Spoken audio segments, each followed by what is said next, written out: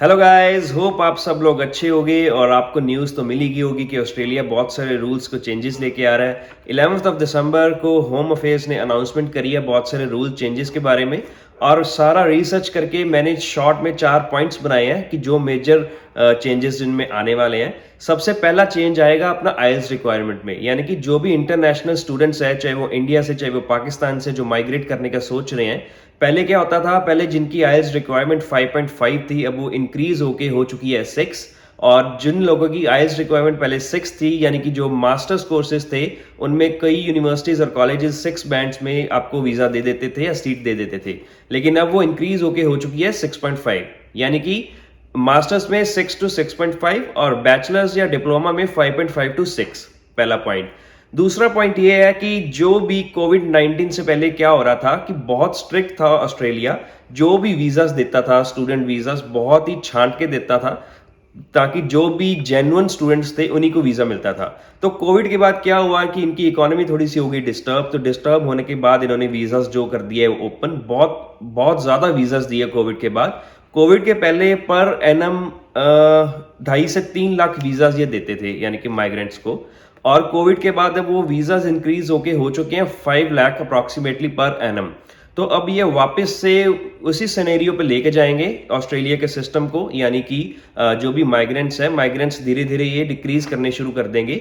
जैसे कि अनाउंसमेंट के अकॉर्डिंग जो नेक्स्ट फाइनेंशियल ईयर है, नेक्स्ट फाइनेंशियल ईयर में वो डिक्रीज करके कर देंगे अप्रॉक्सीमेटली 3,75,000। और उसके नेक्स्ट ईयर ये माइग्रेंट्स की जो नंबर्स है वो डिक्रीज करके कर देंगे 2,50,000।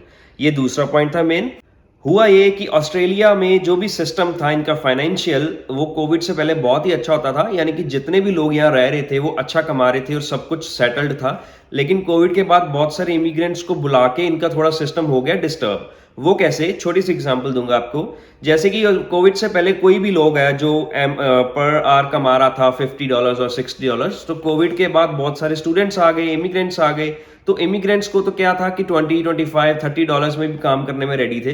तो उससे क्या हुआ कि जो भी पुराने वर्कर्स थे जिनको $50-60 पर आवर मिल रहा था, उनकी जॉब को रिप्लेस कर दिया न्यू माइग्रेंट्स ने, जो कि 25 to 30 में भी काम करने में हैप्पी थे।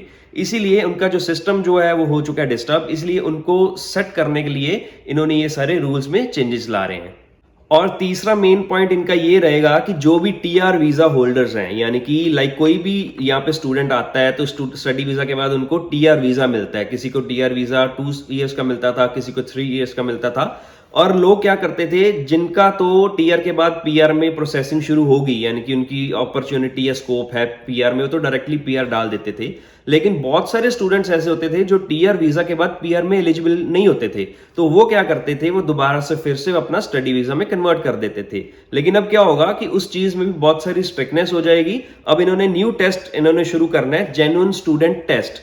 यानी कि जो भी टीआर के बाद दोबारा स्टडी वीजा डालेंगे उनका ये टेस्ट होगा। और टेस्ट के बाद गवर्नमेंट जो है, होम अफेयर्स है, वो डिसाइड करेगी कि ये जेन्युइन है या नहीं है। उसी अकॉर्डिंग आपको वीजा मिलेगा। वैसे इन शॉर्ट वीजा की जो नंबर्स है वो डिक्रीज ही होने वाले हैं ऑस्ट्रेलिया में डे बाय डे। और चौथा मेन पॉइंट इनका ये रहने वाला है कि जो भी अब बैचलर्स और मास्टर्स डिग्री लेकर आएंगे यहाँ, या फिर जो डिप्लोमास भी लेकर आएंगे, उनको जो टीआर वीजा मिलेगा वो 2 इयर्स का मिलेगा, जो कि पहले ज्यादा मिलता था। लेकिन जो भी रिसर्च वाले और पीएचडी वाले आएंगे उनको वो अब 3 इयर्स का जो है आफ्टर स्टे बैक, यानी कि टीआर वीजा मिलेगा, जो कि पहले ज्यादा मिलता था।